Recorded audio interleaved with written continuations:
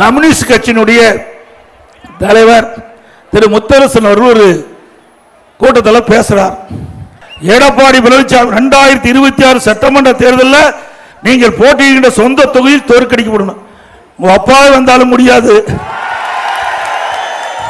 திரு முத்தரசன் அவர்களே, 2021 சட்டமன்ற பொது தேர்தல் திமுக தலைமையில் தான் நீங்க கூட்டணி அங்க வச்சீங்க. அப்பவே சேலம் மாவட்டத்தில் 11 தொகுதியில் 10 தொகுதி நாங்க வெற்றி காட்டினோம். இப்போ திரு கருணாநிதி குடும்பம் தமிழகத்தை பட்டா போட பாக்குறாங்க. திரு கருணாநிதி, அப்புறம் திரு ஸ்டாலின், அப்புறம் திரு உதயநிதி, இப்போ இன்பநிதி உள்ள வந்துட்டார். ஒரு மந்திரி சொல்றாரு, திமுக அமைச்சர் சொல்றாரு, இன்ப நிதி வந்தாலும் நாங்கள் ஏற்றுக்கொள்வோம். யார் இன்ப நிதி வந்தாலும் ஏற்றுக்கொள்ளலாம். அப்புறம் ஏயா கட்சியில் இருந்து அசிங்கமா இல்ல? ஏன்னா அவருக்கு 75 வயசு ஆகுது.